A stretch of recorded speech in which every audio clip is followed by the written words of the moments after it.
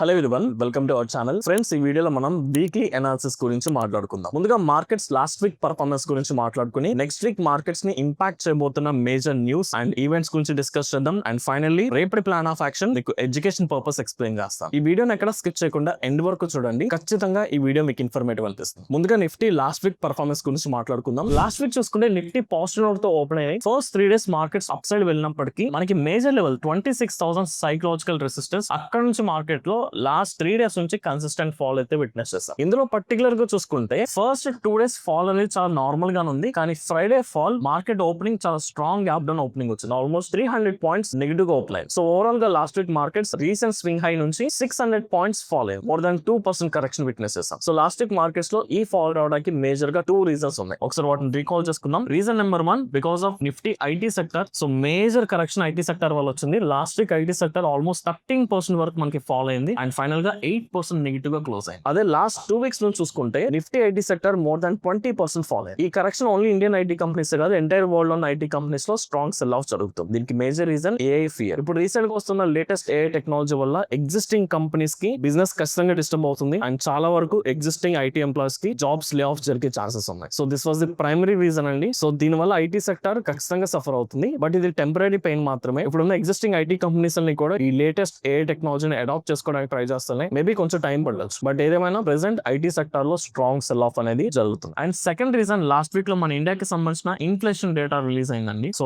మన India inflation increase అయింది. So మనం జనరల్ గా 2.4% ఎక్స్పెక్ట్ చేసాం, అది 2.7% కి ఇంక్రీజ్ అయింది. సో ఎక్స్పెక్టేషన్స్ కంటే ఎక్కువ ఇన్ఫ్లేషన్ రావడం అనేది ఖచ్చితంగా నెగిటివ్ న్యూస్. మన ఆర్బీఐ ఎప్పుడు కూడా ఇండియాకి సంబంధించిన ఇన్ఫ్లేషన్ ని లెస్ దాన్ 2% మెయింటైన్ చేయడానికి ట్రై చేస్తుంది. కానీ ఇన్ఫ్లేషన్ లాస్ట్ 2-3 months నుంచి చూసుకుంటే స్లోగా ఇంక్రీజ్ అవడం విట్నెస్ చేస్తున్నాం. So this is not a good sign. So inflation increase అవడం అనేది మన ఇండియన్ ఎకనామీకి negative news. So because of these 2 reasons last week మన మార్కెట్స్ లో కరెక్షన్ విట్నెస్ చేస్తాం. ఇప్పుడు next week plan of action ready చేసుకునే ముందు నెక్స్ట్ వీక్ మార్కెట్స్ ని ఇంపాక్ట్ చేయబోతున్న మేజర్ ఈవెంట్స్ గురించి డిస్కస్ చేద్దాం. సో నెక్స్ట్ వీక్ మనం ఫోకస్ చేసిన ఫస్ట్ ఈవెంట్ వచ్చేసరికి మనకి February 16th నుంచి 20 వరకు ఈ 4 days మన ఇండియాలో ఏఐ సమ్మిట్ జరగబోతుంది. ఏఐ సమ్మిట్ 2026 జరగబోతుంది. ఇది జస్ట్ కాన్ఫరెన్స్ మాత్రమే కాదండి. ఈ సమ్మిట్ లో ఎంటైర్ వరల్డ్ లో ఉన్న industry leaders, policy makers, investors వీళ్ళందరూ ఈ సమ్మిట్ అటెండ్ అవబోతున్నారు. అండ్ ఈ సమ్మిట్ అవుట్కమ్ నుంచి చాలా పాజిటివ్ ఎక్స్పెక్టేషన్స్ ఉన్నాయి. చాలా మంది ఫ్యూచర్ లో ఇండియాలో న్యూ ఏఐ స్టార్ట్అప్స్ గానీ, డేటాబేస్ సెంటర్స్ లేదా సెమీ కండక్టర్ రిలేటెడ్ గా కొలాబరేషన్స్ కానీ, న్యూ కంపెనీస్ స్టార్ట్ చేయడం, ఇలాంటి పాజిటివ్ అనౌన్స్మెంట్స్ ని ఈ సమ్మిట్ ద్వారా ఎక్స్పెక్ట్ చేస్తున్నారు. అండ్ మన ఇండియన్ గవర్నమెంట్ కూడా ఏఐ టెక్నాలజీని బూస్ట్ అప్ చేయడానికి చాలా ట్రై చేస్తుంది. So we have to observe అండి. సో ఈ 4 days సమ్మిట్ ని మనం డీటెయిల్ గా అబ్జర్వ్ చేసుకుందాం. Any new collaborations or any new investments ఖచ్చితంగా పాజిటివ్ ఇంపాక్ట్ క్రియేట్ చేస్తుంది. లాస్ట్ 2 weeks నుంచి మన ఐటీ సెక్టర్ లో స్ట్రాంగ్ కరెక్షన్ విట్నెస్ చేస్తున్నాం కదా. మేబీ ఈ సమ్మిట్ నుంచి పాజిటివ్ అవుట్కమ్స్ వస్తే ఐటీ సెక్టర్ లో ఒక temporary positive recovery rally witness చేయొచ్చు. బట్ ఇక్కడ మనం అర్థం చేసుకోవాల్సిన పాయింట్ ఏంటంటే ఈ సమ్మిట్ నుంచి ఏ అనౌన్స్మెంట్ వచ్చినా అది కేవలం అనౌన్స్మెంట్ మాత్రమే. మార్కెట్స్ ఎప్పుడు అనౌన్స్మెంట్స్ కి లాంగ్ రన్ లో రియాక్ట్ అవ్వు. మేబీ షార్ట్ టర్మ్ రికవరీ రావచ్చు కానీ లాంగ్ రన్ లో ఐటీ సెక్టర్ లో మనం ఇన్వెస్ట్ చేయాలంటే ఖచ్చితంగా కంపెనీస్ లో ఆ లెవెల్ ఆఫ్ గ్రోత్ కనిపిస్తేనే మనం ఇన్వెస్ట్ చేసుకోవాలి, లేదంటే ఇగ్నోర్ చేసుకుంటే better. So this is one of the major event. So దీన్ని మనం ఫోకస్ గా అబ్జర్వ్ చేసుకోవాలి అండ్ వీటి అనౌన్స్మెంట్స్ తగ్గట్టుగా ప్రాపర్ ప్లాన్ ఆఫ్ యాక్షన్ కూడా నెక్స్ట్ వీక్ రెడీ చేసుకుందాం. అండ్ సెకండ్ థింగ్ మనం అబ్జర్వ్ చేసుకోవాల్సింది, ఈ వీక్ లో మనకి ఫెడ్ మీటింగ్ జరగబోతుంది యుఎస్ కి రిలేటెడ్ గా. So this is one of the important event. Last week మనకి ఇండియా ఇన్ఫ్లేషన్ తో పాటు యుఎస్ ఇన్ఫ్లేషన్ కూడా రిలీజ్ అయింది. మన ఇండియా ఇన్ఫ్లేషన్ ఇంక్రీజ్ అయింది అండ్ యుఎస్ ఇన్ఫ్లేషన్ డిక్రీజ్ అయింది. సో యుఎస్ మార్కెట్స్ కి కొంత పాజిటివ్ ఇంపాక్ట్ క్రియేట్ అవుతుంది. అండ్ ఈ ఫెడ్ మీటింగ్ అవుట్పుట్ నుంచి ఫర్దర్ గా ఇంట్రెస్ట్ రేట్స్ ఏదన్నా డిక్రీజ్ చేసే ఛాన్సెస్ ఉన్నాయి అనే ఏదన్నా అనౌన్స్మెంట్స్ కానీ ఎక్స్పెక్టేషన్స్ పెరిగితే ఖచ్చితంగా అది యుఎస్ ఎకనామీకి పాజిటివ్ ఇంపాక్ట్ క్రియేట్ చేస్తుంది. యుఎస్ మార్కెట్స్ కూడా పాజిటివ్ గా రియాక్ట్ అయ్యే ఛాన్సెస్ ఉన్నాయి. సో ఆబ్వియస్లీ దాని ఇంపాక్ట్ మన ఇండియన్ మార్కెట్స్ మీద కూడా ఉంటుంది. సో ఈ మీటింగ్ అవుట్కమ్ కూడా మనం చెక్ చేసుకోవాలి. అండ్ దీంతో పాటు మనం క్రాస్ చెక్ చేసుకోవాల్సింది మన rupee value. So last week లో మనం చూసుకుంటే మన రూపీ వాల్యూ కొంచెం స్ట్రాంగ్ అవుతుందండి. సో సమ్మిట్ 92 నుంచి 90 లెవెల్ కి వచ్చేస్తుంది. సో రూపీ స్ట్రాంగ్ అవడం అనేది మనకి పాజిటివ్స్ అయినాయి. రీసెంట్ గా జరిగిన యుఎస్ అండ్ ఇండియాకి సంబంధించిన ఫైనల్ ట్రేడ్ డీల్ తర్వాత రూపీ వాల్యూ కొంచెం స్ట్రెంథెన్ అవుతుంది. బట్ ఈ వీక్ లో రూపీ వాల్యూ ఎలా ఉందో కూడా మనం చెక్ చేసుకోవాలి. అండ్ అపార్ట్ ఫ్రమ్ దట్ అంత స్ట్రాంగ్ డేటా పాయింట్స్ అయితే ఈ వీక్ లో లేవండి. కానీ ఇక్కడ అబ్జర్వ్ చేసుకుంటే ఈ మీటింగ్ అవుట్పుట్ వచ్చేంత వరకు దాని ఇంపాక్ట్ ఎలా ఉంటుందో తెలియదు. కాబట్టి ఈ మీటింగ్ అవుట్పుట్ వచ్చేంత వరకు ఇప్పుడు మార్కెట్ లో ఏ ట్రెండ్ అయితే ఎస్టాబ్లిష్ అయిందో, ఏ సెంటిమెంట్ అయితే ఎస్టాబ్లిష్ అయిందో ఆ సెంటిమెంట్ కి ప్రయారిటీ ఇచ్చుకుందాం. సో ఇప్పుడు first Nifty plan of action ready చేసుకుందాం అండి. సో నిఫ్టీ ఓవరాల్ గా లాస్ట్ వీక్ సెంటిమెంట్ చూసుకుంటే మనకి హైయర్ లెవెల్ దగ్గర నుంచి lower highs and lower lows form అవుతూ clear negative sentiment and clear down trend కనిపిస్తుంది. సో సెంటిమెంట్ నెగిటివ్ కాబట్టి ఫస్ట్ ప్రయారిటీ నెగిటివ్ ఇవ్వాలి. సో ఇక్కడ ఓవరాల్ గా చూసుకుంటే ఒకసారి లిస్ట్ అవుట్ చేసుకుందాం. First one, market sentiment completely negative కాబట్టి ఫస్ట్ ప్రయారిటీ మనం డౌన్ సైడ్ తగ్గట్టుగానే ట్రేడ్స్ ప్రిపేర్ చేసుకుందాం. And second thing, last week లో మనకి నిఫ్టీ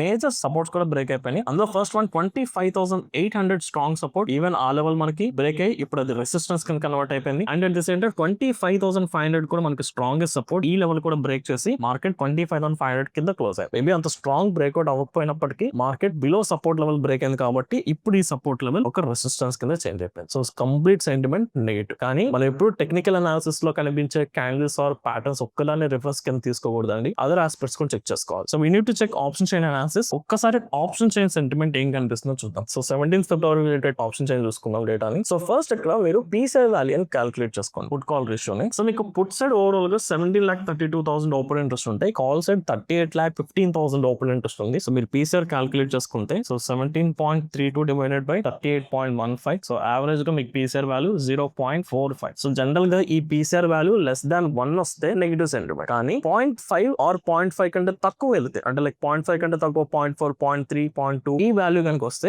దాన్ని నెగిటివ్ సెంటిమెంట్ కింద కన్సిడర్ చేస్తాం. కానీ మార్కెట్స్ ఓవర్సోల్డ్ రీజన్ లోకి ఎంటర్ అయినాయని మనం అర్థం చేసుకోవాలి. సో ఓవర్సోల్డ్ రీజన్ లోకి వెళ్తే at any point of time markets reversal కూడా జరగవచ్చు. సో అందుకని ఇప్పుడు నెగిటివ్ సెంటిమెంట్ ఎస్టాబ్లిష్ అయినప్పటికీ మనం దాని తగ్గట్టుగా డౌన్ సైడ్ ట్రేడ్స్ ప్లాన్ చేసుకుందాం. బట్ దాంతో పాటు అప్ సైడ్ ట్రేడ్స్ కూడా మనం ప్లాన్ చేసుకోవాలి. ఇప్పుడు ఒకసారి ఆప్షన్స్ అన్ని కొంచెం డీటెయిల్ గా అనాలిసిస్ చేసుకుందాం ఇండివిజువల్ లెవెల్స్ దగ్గర. సో ఫ్రైడే మార్కెట్స్ మనకి 25,500 దగ్గర క్లోజ్ అయింది కాబట్టి ఇక్కడ ఒకసారి ఫుట్ సైడ్ డేటా చూసుకుంటే మీకు ఓవరాల్ 1 lakh ఓపెన్ ఇంట్రెస్ట్ కనిపిస్తే change in open interest just 18,000 కనిపిస్తుంది. చాలా తక్కువ ఉంది. అదే మేము కాల్ సైడ్ చూసుకుంటే ఓవరాల్ 1.43 lakh ఉంటే change in open interest 1.3 lakh ఉంది. అంటే ఫ్రైడే మార్కెట్స్ లో ఫుట్స్ ని సెల్ చేసిన వాళ్ళకంటే కాల్స్ ని సెల్ చేసిన వాళ్ళు చాలా ఎక్కువ మంది ఉన్నారు. నాట్ ఓన్లీ 25,500 ఓవరాల్ గా మీరు చూసుకుంటే చేంజ్ ఇన్ ఓపెన్ ఇంట్రెస్ట్ మీకు కాల్ సైడ్ చాలా ఎక్కువ ఉంది compare to foot side. Foot side just 5,000, 10,000, 20,000 ఉంటే మీకు 80,000, 1,80,000, 50,000 on average 1 lakh change in open interest కనిపిస్తుంది. సో ఫ్రైడే మార్కెట్స్ లో మనకి కాల్ సైడ్ చాలా స్ట్రాంగ్ గా ఓపెన్ ఇంట్రెస్ట్ బిల్డ్ అయింది, which is nothing but resistance చాలా స్ట్రాంగ్ గా బిల్డప్ అయిన సపోర్ట్స్ వీక్ అవుతున్నాయి. సో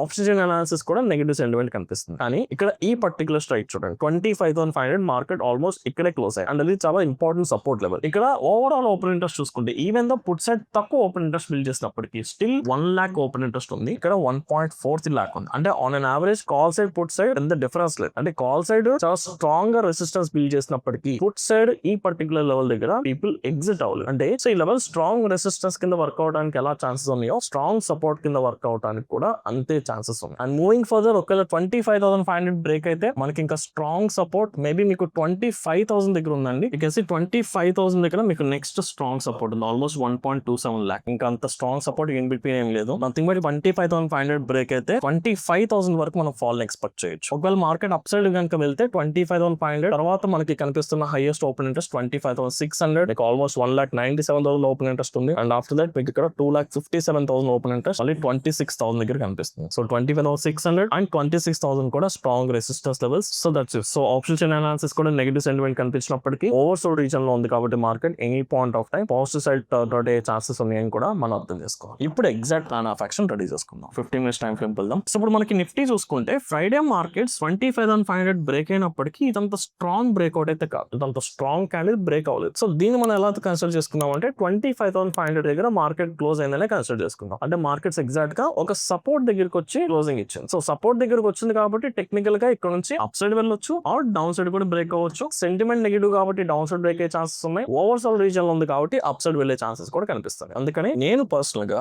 ఈ 25,500 లెవెల్ ని ఒక బేస్ లెవెల్ కింద కన్సిడర్ చేసుకున్నాను రేపటి మార్కెట్స్ కి. నథింగ్ బట్ మనం డ్యూయల్ సైడ్ ప్లాన్ చేసుకోవాలి. So this is the main reference level. మనం ట్రేడ్ తీసుకోవాలంటే ఇక్కడ జరుగుతున్న యాక్టివిటీని డీటెయిల్ గా అబ్జర్వ్ చేసుకోవాలి. అండ్ ఇప్పుడున్న డేటా బట్టి రేపటి మార్కెట్స్ లో ఫ్లాట్ ఓపెనింగ్ విట్నెస్ చేస్తున్నాం. Market strong gap up or strong gap down జరిగే ఛాన్సెస్ చాలా తక్కువ కనిపిస్తున్నాయి ఇప్పుడున్న డేటా బట్టి. సో ఇన్ దట్ సినారియో ఒకవేళ మార్కెట్ రేపు ఫ్లాట్ ఓపెనింగ్ కనుక జరిగితే ఫస్ట్ 15 minutes ని కంప్లీట్ గా ఇగ్నోర్ చేసుకుంటున్నాం. ఎందుకంటే మేజర్ సపోర్ట్ దగ్గర ఉంది అండ్ ఓవర్సోల్డ్ రీజన్ లో కూడా ఉంది కాబట్టి ఎనీ డైరెక్షన్ తీసుకునే ఛాన్సెస్ ఉన్నాయి కాబట్టి ఓపెన్ అయిన వెంటనే మనం ఇమీడియట్ గా జంప్ అవ్వద్దు. So first 15 minutes market complete గా ఇగ్నోర్ చేసుకుని ట్రెండ్ ఎస్టాబ్లిష్ అయిన తర్వాత ప్రాపర్ డైరెక్షన్ తీసుకున్న తర్వాత అప్పుడు ట్రేడ్ తీసుకుందాం. ఒకవేళ ఫస్ట్ సినారియో ఒకవేళ మార్కెట్ లాస్ట్ వీక్ ఏదైతే ఫాల్ అయిందో ఆ ఫాల్ తగ్గట్టుగా మనకి 25,500 నుంచి downside strong breakout nothing but intraday లో స్ట్రాంగ్ బ్రేక్ అయినా 25,500 నుంచి strong bearish candle red candle form అయినా మనం డౌన్ సైడ్ ట్రేడ్ తీసుకోవచ్చు. కానీ ఇక్కడ మనం చెక్ చేసుకోవాల్సిన పారామీటర్ ఏంటి, మీకు 25,500 దగ్గర ఫ్రైడే క్లోజింగ్ ఎలా ఉంది, కాల్ సైడ్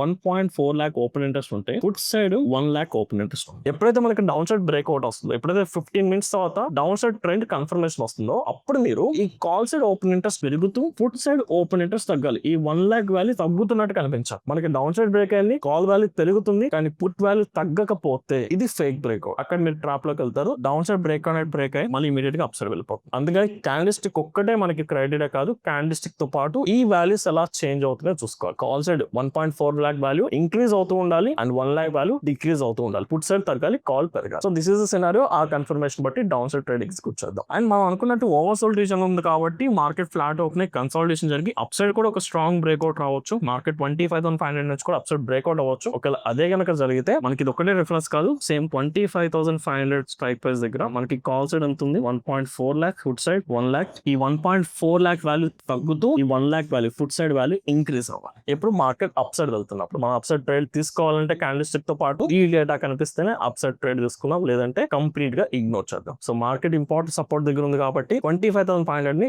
బేస్ వాల్యూ కింద, బేస్ లెవెల్ కింద కన్సిడర్ చేసుకుని అక్కడ జరుగుతున్న రైజ్ యాక్షన్ తో పాటు ఆప్షన్ షెల్ అనాలిసిస్ లో మనం ఇందులో మాట్లాడుకున్న సినారియోస్ వర్క్ అయితేనే ట్రేడ్ తీసుకున్నాం, లేదంటే మీరు ట్రాప్ లోకి వెళ్లే ఛాన్సెస్ కనిపిస్తున్నాయి, లేదంటే మీరు ట్రాప్ లోకి వెళ్ళొచ్చు. Right. So this is plan of action Nifty అండి. So same plan of action Sensex and bank Nifty. ఇక్కడ సెన్సెక్స్ చూసుకుంటే మనకి బ్రేక్అవుట్ అయిపోయిందండి, వెరాజ్ నిఫ్టీలో అంత స్ట్రాంగ్ బ్రేక్అవుట్ రాలేదు. బట్ సెన్సెక్స్ లో 83,000 సైకలాజికల్ లెవెల్, ఆ లెవెల్ కింద మార్కెట్ ఓపెన్ అయింది, క్లోజింగ్ కూడా ఆ లెవెల్ కింద క్లోజ్ అయింది. కాబట్టి సెన్సెక్స్ లో బ్రేక్అవుట్ జరిగిందని మనం కన్సిడర్ చేద్దాం. కానీ సేమ్ మార్కెట్ సెంటిమెంట్ నెగిటివ్, కానీ ఓవరాల్ గా సెంటిమెంట్ ఓవర్ సోల్డ్ రీజన్ ఉంది కాబట్టి any point of time buying కూడా జరగవచ్చు, రికవరీ వాల్యూ కూడా రావచ్చు. కాబట్టి simple plan of action Sensex లో ఇంట్రాడే హై, ఇంట్రాడే లోని ఇగ్నోర్ చేస్తే ఈ రేంజ్ లో ట్రేడ్ చేయొద్దు. ఈ రేంజ్ బ్రేక్అవుట్ బట్టి మనకి 83,000 అబౌవ్ స్ట్రాంగ్ క్లోజింగ్ ఇస్తే positive side and 82,600 strong closing down side ఇస్తే నెగిటివ్ సైడ్ వెళ్దాం. సో సింపుల్ రేంజ్ ని అవాయిడ్ చేసుకుని రేంజ్ బ్రేక్అవుట్ బట్టి ట్రేడ్ చేద్దాం. వెరాజ్ నిఫ్టీలో సపోర్టింగ్ బ్రేక్ అవ్వలేదు కాబట్టి 25,500 రిఫరెన్స్ కింద తీసుకున్నాం. బట్ బ్రేక్అవుట్ అయిపోయి రేంజ్ ఫార్మ్ అయిపోయింది కాబట్టి ఈ రేంజ్ బ్రేక్అవుట్ బట్టి సెన్సెక్స్ లో ట్రేడ్ తీసుకుందాం. సో బ్యాంక్ నిఫ్టీ కూడా చెక్ చేసుకుందాం. సో బ్యాంక్ నిఫ్టీ చూసుకుంటే మనకి నిఫ్టీ సెన్సెక్స్ కరెక్షన్ వచ్చినంత ఇదిగా బ్యాంక్ నిఫ్టీ రాలేదు.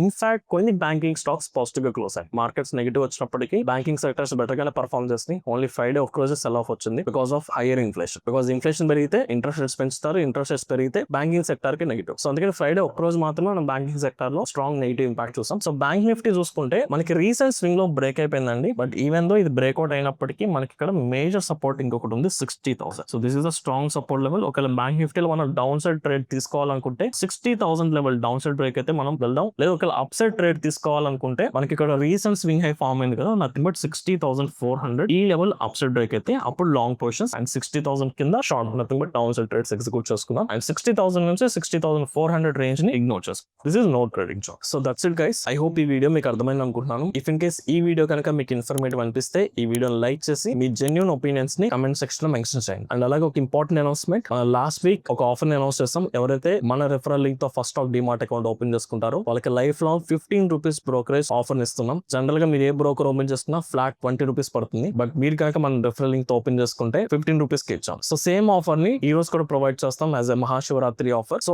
ఈ రోజు ఎవరైతే మన రెఫరల్ లింక్ తో demat account, nothing but first stock demat account open చేసుకుంటారో వాళ్ళందరికీ lifelong 15 rupees brokerage credit వస్తుంది. సో ఇంట్రెస్ట్ ఉన్న వాళ్ళు ఓపెన్ చేసుకోవచ్చు. ఒకవేళ మీరు ఓపెన్ చేసుకోవాలంటే ఈ వీడియో డిస్క్రిప్షన్ లో first stock referral link promote చేస్తున్నాం. ఆ లింక్ క్లిక్ చేసి మీరు డిమార్ట్ అకౌంట్ ఓపెన్ చేసుకోవచ్చు. Thank you.